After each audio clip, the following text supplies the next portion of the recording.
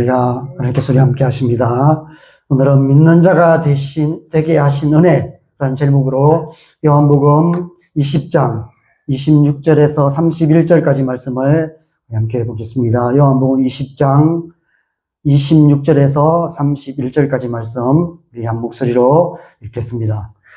여드레를 지나서 제자들이 다시 집 안에 있을 때에 도마도 함께 있고 문들이 닫혔는데 예수께서 오사 가운데 서서 이르시되 너희에게 평강이 있을지어다 하시고 도마에게 이르시되 네 손가락을 이리 내밀어 내 손을 보고 네 손을 내밀어 내 옆구리에 넣어보라. 그리하여 믿음 없는 자가 되지 말고 믿는 자가 되라. 도마가 대답하여 이르되 나의 주님이시요 나의 하나님이시니이다. 예수께서 이르시되 너는 나를 본고로 믿느냐? 보지 못하고 믿는 자들은 복되도다 하시니라. 예수께서 제자들 앞에서 이 책에 기록되지 아니한 다른 표적도 많이 행하셨으나 오직 이것을 기록함은 너희로 예수께서 하나님의 아들 그리스도이심을 믿게 하려 함이요 또 너희로 믿고 그 이름을 힘입어 생명을 얻게 하려 함이니라. 아멘. 아멘. 여러분, 믿음이 무엇입니까? 믿음이 무엇인지 가장 잘 정의한 말씀이 히브리서 11장 1절에서 3절 말씀이 아닐까 싶습니다. 제가 세번역 성경으로 여러분 찾아왔는데 우리 함께 히브리서 11장 1절에서 3절 말씀을 우리 함께 읽겠습니다. 믿음은 바라는 것들의 확신이요 보이지 않는 것들의 증거입니다. 선조들은 이 믿음으로 살았기 때문에 훌륭한 사람으로 정언되었습니다. 믿음으로 우리는 세상이 하나님의 말씀으로 지어졌다는 것을 깨닫습니다. 보이는 것은 나타나 있는 것에서 된 것이 아닙니다. 여기서 보이는 것들, 보이지 않는 것들, 1절에 보이지 않는 것들은 지금은 볼 수 없지만 장차 보게 될 것을 말합니다. 장차 이 땅에 오실 예수님, 그리고 그의 나라, 영원한 하나님 나라를 말합니다. 이 세상은 눈에 보이는 것이 전부라고 믿고 살아가는 세상입니다. 보이지 않는 것을 믿지 않습니다. 요즘은 갈수록 불신의 시대가 되어서 이제 보고도 못 믿고 보이는 것도 믿지 못하는 그런 세상이 되어가고 있습니다. 이 세상은 세상이나 세상에 있는 것들, 그것들을 사랑하며 육신의 정욕, 안목의 정욕, 자랑을 따라서 살아갑니다. 이 세상은 자기를 사랑하며 돈을 사랑하며 쾌락 사랑하기를 하나님 사랑하는 것보다 더하는 말세에 고통하는 세상이라고 성경은 말씀하고 있습니다. 그런데 우리는 이 세상이 전부가 아님을 압니다. 우리는 비록 눈에 보이지 않지만 보이는 것들보다 더 큰 세계, 더 큰 존재가 있음을 믿습니다. 우리는 믿음으로 보이지 않는 것들을 보면서 살아가는 믿음의 사람들입니다. 고린도후서 4장 18절에서 사도 바울이 이 사실을 이렇게 말씀합니다. 우리가 주목하는 것은 보이는 것이 아니요 보이지 않는 것이니 보이는 것은 잠깐이요 보이지 않는 것은 영원함이라. 우리의 육신을 포함하여서 눈에 보이는 것들, 눈에 보이는 모든 것들은 잠깐 있다가 없어지는 것이라고 말합니다. 그래서 우리는 그 잠깐 있다가 없어지는 것만 보며 살아서는 안 된다는 것입니다. 보이지 않는 것들, 영원한 것들을 바라보며 살아가야 한다고 말씀하고 있는 것입니다. 보이지 않는 영원한 것을 보는 것, 그것이 바로 믿음입니다. 믿음은 보이지 않는 것들을 보게 하며 결국 우리의 중심을 하나님께로 향하게 합니다. 그래서 우리는 전능하사 천지를 창조하신 하나님 아버지를 믿습니다. 그래서 우리는 그의 아들 예수 그리스도를 믿고 성령을 믿습니다. 히브리서 11장 27절에서 모세의 믿음을 이야기하며 보이지 아니하는 자를 보는 것 같이 하여 참았다라고 말씀하고 있습니다. 우리 또한 모세처럼 보이지 않는 하나님을 보는 것처럼 믿으며 살아가야 하는 것이죠. 하루하루 살아가는 삶의 순간순간 우리가 걸어가는 걸음걸음마다 보이지 않지만 언제나 우리와 함께 하시는 그 하나님을 믿고 살아가는 것, 그것이 신앙생활인 줄 믿습니다. 히브리서 11장에서는 그렇게 살았던 수많은 믿음의 사람들을 소개하고 있습니다. 아벨로부터 시작해서 에녹, 노아, 아브라함, 이삭, 야곱, 요셉, 모세, 기생라합, 기드온, 바락, 삼손, 입다, 다윗 및 사무엘과 선지자들, 그리고 창세로부터 지금까지 믿음으로 살았던 구름같이 허다한 믿음의 증인들에 대해서 말씀하고 있습니다. 그리고 그 이야기 속으로 우리를 초청하고 있습니다. 저와 여러분이 지금 이 자리에 함께 있는 것은 우리도 그 가운데 한 사람이기 때문인 줄 믿습니다. 지난 삶의 어느 순간 우리 안에 예수님을 믿는 믿음이 생겼고 그날부터 지금까지 보이지 않는 하나님을 보는 것처럼 믿으며 구름같이 허다한 증인들 중에 한 사람으로 살아오고 있는 줄 믿습니다. 오늘 본문은 도마의 이름 앞에 의심 많은이라는 수식어가 늘 붙어 다니게 된 흑역사를 보여주는 본문입니다. 지금 도마가 믿음의 문턱을 넘어 구름같이 허다한 증인들 가운데 들어가고 있습니다. 오늘 본문 앞에 24절, 25절을 보면 무슨 이유였는지 모르지만 부활하신 예수님께서 첫 번째 나타나셨을 때, 언제 나타나셨습니까? 부활하신 그날 저녁 때 제자들이 유대인들을 두려워하여서 모인 곳에 문을 꼭꼭 걸어 잠그고 숨어 있었는데 그 한가운데 예수님이 나타나셔서 너희에게 평강이 있을지어다 말씀하시고 숨을 내쉬시며 성령을 받으라 라고 말씀하셨습니다. 그런데 그 자리에 도마가 함께 있지 않았다라고 말씀하고 있습니다. 그런데 부활하신 예수님을 만난 제자들이 이제 도마가 그 자리에 왔을 때 흥분에 들떠서 도마에게 예수님께서 나타나셨던 사실을 한 목소리로 증언했습니다. 그런데 도마는 믿지를 못했어요. 25절에 보면 내가 그의 못자국을 보며 내 손가락을 그 못자국에 넣으며 내 손을 그 옆구리에 넣어보지 않고는 믿지 아니하겠노라 대답합니다. 여러분, 예수님께서 십자가로 향하시는 길에 여러 번에 걸쳐서 죽으실 것과 부활하실 것을 말씀하셨습니다. 부활의 새벽에 빈 무덤을 보고 온 막달라 마리아와 여인들의 증언을 들었습니다. 그날 저녁 제자들 가운데 나타나셨다는 얘기를 제자들이 이구동성으로 하는 증언들도 들었습니다. 그럼에도 불구하고 도마는 내 눈으로 직접 보지 않고는 절대로 믿지 못하겠다라고 대답하고 있습니다. 지난 2000년의 기독교 역사 속에서 도마라는 이름 앞에 의심 많은이라는 수식어가 항상 따라다니게 된 이유가 바로 이 한마디 때문이었습니다.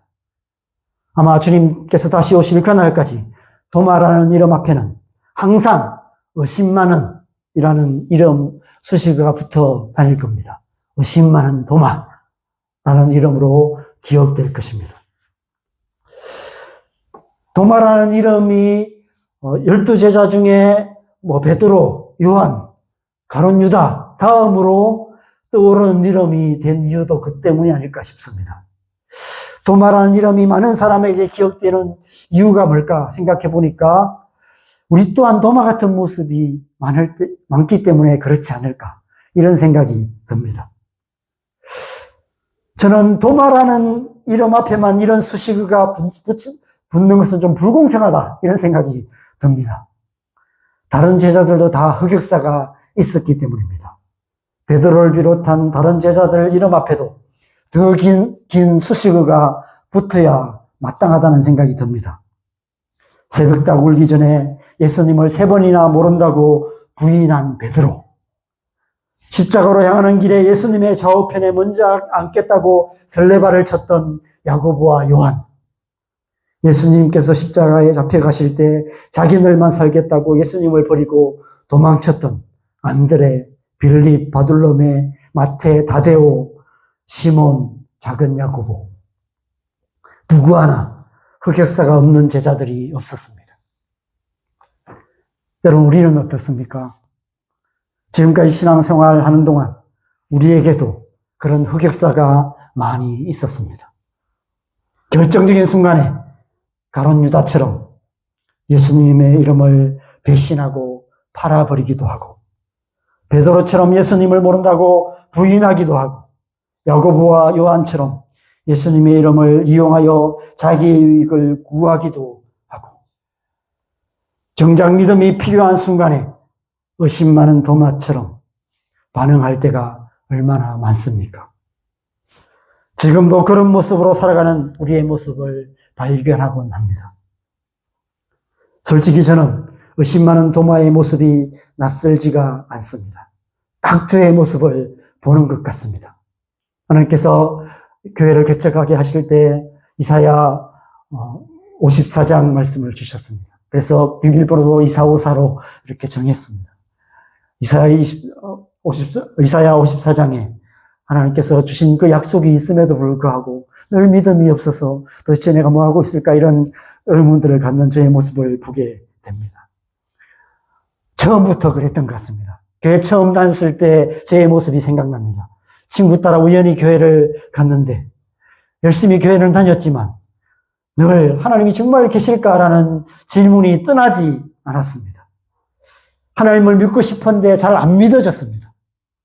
그때는 성경도 잘 몰랐기 때문에 도마가 누군지도 잘 몰랐습니다. 그런데 마치 오늘 도마처럼 하나님이 계신다면 정말 두 눈으로 보지 않고는 믿지 못하겠다, 이런 생각이 들었습니다.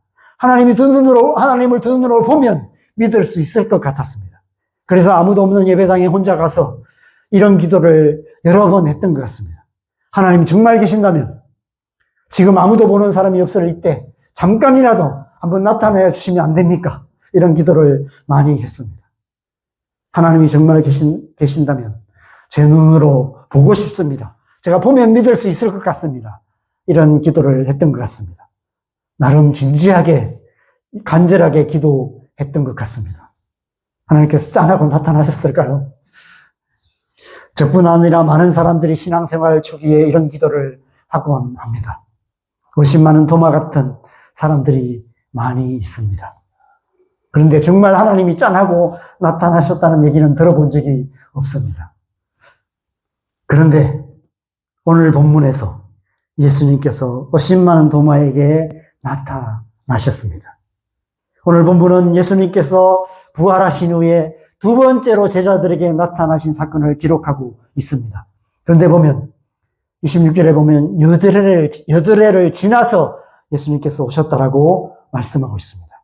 지금으로 말하면 그 다음 주일에, 첫 번째 주일에, 부활 주일에 예수님께서 나타나셨고요. 그 다음 주일에 또 예수님께서 오셨다는 것입니다. 예수님께서 두 번째로 제자들에게 나타나셨는데 이 두 번째로 나타나신 이유가 무엇일까요? 바로 의심 많은 도마에게 믿음을 주시기 위해서였습니다. 오늘 본문에 보면 지난 주일에 부활하신 예수님을 만났음에도 불구하고 여전히 제자들이 지난 주일과 달라진 것이 하나도 없는 모습을 보게 됩니다. 그들은 부활하신 예수님이 오셔서 그들에게 성령을 받으라고 말씀하시고 그 부활하신 모습을 나타내 보여주셨습니다. 그리고 일주일이 지났어요. 일주일 동안 제자들이 뭐하고 살았을까요? 우리는 그렇게 생각하겠죠. 부활하신 예수님을 만났고 성령도 받았기 때문에 나가서 부활하신 예수님을 증거했을 거라고 생각합니다. 그런데 여전히 일주일이 지났음에도 불구하고 하나도 달라진 것이 없었어요. 여전히 지난주일과 똑같이 유대인들을 두려워하여서 모인 곳에 문을 닫고 숨어있는 제자들의 모습을 보게 됩니다. 달라진 것이 있다면 거기에 도마도 같이 있었다는 거예요. 그래서 오늘 본문에 도마도 함께 있었다는 사실을 강조하고 있습니다. 그런데 갑자기 예수님께서 두 번째로 나타나셨는데 첫 번째 나타나실 때와 똑같이 갑자기 그 한가운데 서셔서 너희에게 평강이 있을지어다라고 말씀하셨습니다. 그리고 마치 지난주에 도마가 의심하며 했던 말을 직접 들으신 것처럼 도마를 보시며 말씀하십니다. 네 손가락을 이리 내밀어 내 손을 보고 네 손을 내밀어 내 옆구리에 넣어보라. 그리하여 믿음 없는 자가 되지 말고 믿는 자가 되라. 그리고 연이어 29절에 이렇게 말씀하십니다. 너는 나를 본고로 믿느냐? 보지 못하고 믿는 자들은 복되도다. 여러분, 왜 제가 그토록 간절하게 한 번만 나타나시라고 기도할 때 예수님께서 안 나타나셨을까요? 왜 수많은 사람들이 저처럼 간절하게 기도해도 하나님께서 나타나시지 않으실까요? 바로 이 말씀 때문입니다. 보지 못하고 믿는 자들은 복되도다. 우리를 보지 못하고 믿는 복된 자들이 되게 하시기 위해서 예수님께서 우리가 하나님 한 번만 나타나려고 아무리 간절히 기도해도 나타나지 않으세요. 믿음은 그렇게 생기는 것이 아니기 때문에 그렇습니다. 그리스도인은 본고로 믿는 자들이 아니라 보지 못하고 믿는 복된 자들이기 때문에 그렇습니다. 앞서 히브리서에서 살펴본 믿음의 정의 자체가 그것이기 때문에 그렇습니다. 믿음은 보고 나서 믿는 것이 아니에요. 보이는 것을 믿는 것이 아닙니다. 보지 못하고 믿는 것이 바로 믿음이기 때문에 그렇습니다. 이 세상 사람들, 믿지 않는 사람들, 전도하다 보면 그렇게 말합니다. 하나님이 어디 있냐고. 하나님이 계시면 한번 보여달라고. 보여주면 믿겠다고. 그렇게 말합니다. 그러나 그것은 성경이 말씀하시는 믿음이 아닙니다. 성경이 말씀하시는 믿음은 본고로 믿는 믿음이 아니라 보지 못하고 믿는 믿음입니다. 그런 믿음을 가진 자들이 복된 자들이고 그런 믿음을 가진 자들이 그리스도인들인 것입니다. 우리는 본고로 믿는 자들이 아니라 보지 못하고 믿는 복된 자들인 줄 믿습니다. 오늘 본문 마지막 30절, 31절을 보면 사도 요한이 이 복음을 기록한 목적이 바로 그 때문이라고 말씀하고 있습니다. 예수님께서 하나님의 아들 그리스도이심을 믿게 하려 함이요. 또 너희로 믿고 그 이름을 힘입어 생명을 얻게 하려 함이라. 말씀을 통해서 믿음을 갖게 되고 그 믿고 생명을 얻게 되는 것이다라고 말씀하고 있는 것입니다. 오늘 보면은 마치 복음서를 끝맺는 것처럼 말씀하고 계세요. 그래서 학자들 가운데는 오늘 본문이 요한복음의 마지막 부분이고 그 다음 장인 21장은 나중에 첨가한 내용이라고 주장하기도 합니다. 왜 이렇게 기록하고 있는지 그것을 우리가 알 수는 없지만 중요한 것은 의심 많은 도마 이야기를 마지막 이야기로 기록하고 있어요. 의심 많은 도마 이야기의 끝에 이 말씀을 기록하고 있다는 사실입니다. 의심 많은 도마가 어떻게 믿음을 얻게 되었는가? 말씀이신 예수 그리스도를 만나서 믿음을 얻게 된 것이죠. 우리는 어떻게 믿음을 갖게 됩니까? 하나님의 말씀을 통해서. 말씀이신 예수 그리스도, 태초에 말씀이 계시니라고 시작됐던 그 말씀이신 예수 그리스도께서 도마에게 나타나셔서 도마는 예수님을 만났고 그 말씀으로 말미암아 믿음을 얻게 되었다고 말하고 있습니다. 그래서 결론을 이렇게 내리고 있는 거예요. 오직 이것을 기록하면 이것을 통해서 이 말씀을 통해서 예수께서 하나님의 아들 그리스도이심을 믿게 되고 그 믿음으로 영생을 얻게 된다라고 말씀하고 있는 것입니다. 믿음이 무엇인지를 말씀하고 있는 거예요. 우리가 어떻게 믿음에 이르게 되는지를 알려주고 있는 것입니다. 의심 많은 도마 같은 우리가 어떻게 믿음의 사람이 될 수 있는지를 이 본문을 통해서 말씀하고 있는 것입니다. 여러분, 도마라는 이름은 서구 기독교 국가에서 가장 흔하게 쓰이는 이름입니다. 영어로는 토마스죠, 그죠? 네, 토마스, 네. 우리가 이제 영화 TV를 보면 토마스 이름 많이 등장합니다. 우리나라에 오셨던 선교사님들 중에서도 토마스라는 이름의 선교사님들이 계시죠. 베드로를 뜻하는 피터라는 이름, 요한을 뜻하는 존이라는 이름과 함께 토마스라는 이름이 아마 가장 흔하게 쓰이는 이름이 아닐까 생각됩니다. 초대교회의 전성기에 하면 도마는 인도까지 가서 복음을 전하다가 인도에서 창에 찔려 순교했다라고 전해지고 있습니다. 그래서 외경 가운데는 도마 복음이라는 복음서도 있습니다. 50만 원이라는 수식어가 늘 따라다녔던 도마지만 12사도 중에서 가장 먼 곳까지 가서 복음을 전했던 위대한 믿음의 사람이 바로 도마였습니다. 어떻게 50만 원 도마가 이런 위대한 믿음의 사람이 될 수 있었습니까? 부활하신 예수님께서 그에게 나타나셔서 믿음을 주셨기 때문입니다. 그가 믿으려고 애써서 믿은 것이 아니었습니다. 그럼 믿으려고 애썼겠죠. 사람들이 증거를 들었고 부활하신 예수님을 만났다는 제자들의 얘기를 들었습니다. 그럼에도 불구하고 믿을 수가 없었어요. 그런데 부활하신 예수님께서 오셔서 그에게 믿음을 주셨습니다. 그런데 그의 믿음은 본고로 믿는 믿음이었어요. 그런데 우리는 다릅니다. 우리는 본고로 믿는 것이 아니라 보지 못하고 믿는 복된 자들입니다. 어떻게 우리는 보지 못하고 믿는 자들이 될 수 있었습니까? 에베소서 2장 8절 9절에서 바로 그것을 말씀하고 계세요. 우리 같이 읽겠습니다. 시작. 너희는 그 은혜에 의하여 믿음으로 말미암아 구원을 받았으니 이것은 너희에게서 난 것이 아니요 하나님의 선물이라. 행위에서 난 것이 아니니 이는 누구든지 자랑하지 못하게 합니다. 바로 하나님의 은혜로 말미암은 것이다라고 말씀하고 있습니다. 하나님께서 우리에게 은혜를 주시는데 어떤 은혜를 주십니까? 믿음을 주시는 거예요. 여러분, 믿음은 우리가 믿어야지 애써서 믿는 것이 아닙니다. 저는 잘 믿어보려고 애썼어요. 그래서 교회 처음 다니면서부터 막 부모님 반대하시고 그래도 교회를 다녔습니다. 수요 예배도 가고 주일 낮 예배, 밤 예배 일주일에 3번은 한 번도 안 빠지고 교회를 다녔습니다. 군대 가서도 그랬어요. 막 고참들이 막 이렇게 못 가게 하고 막 기합도 주고 그래도 교회를 갔어요. 하나님이 그렇게 안 믿어지는데도 교회를 갔습니다. 열심히 다니면 믿음이 생길 거라고 생각했어요. 그런데 안 믿어졌어요. 그러다가 제가 몇 번 간증드린 것처럼 성령이신 간증 집회에서 하나님을 만났어요. 그냥 그 간증을 듣고 1시간 내내 울었던 기억이 납니다.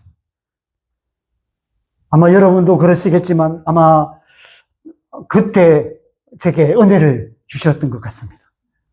몇 번 간증 들었지만 그 간증 집회에서 제 안에 하나님의 은혜가 임하였습니다. 50만 원 도마 같은 제 안에 그 은혜로 말미암아 믿음이 생겨났던 것 같습니다. 그 다음날 아침에 눈을 떴는데 세상이 달라 보였어요. 그 전날까지만 해도 저는 아침에 눈을 뜨는 것이 괴로웠습니다. 아침에 눈을 뜨는 순간 하나님이 정말 계실까라는 의심이 그냥 눈 뜨자마자 의심이 강물처럼 밀물처럼 밀려오는 것 같았어요. 아무리 믿으려고 애써도 믿어지지가 않았습니다. 성경을 읽어보려고 애써도 읽어지지가 않았어요. 예배 시간에 열심히 참석했지만 일주일에 3번 교회를 갔지만 설교가 귀에 들어온 적이 한 번도 없었습니다. 목사님의 설교가 귀에 들어오지가 않았어요.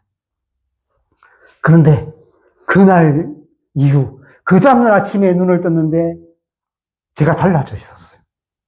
아침에 눈을 떴는데 하나님 정말 살아계신다 이런 마음이 들었어요.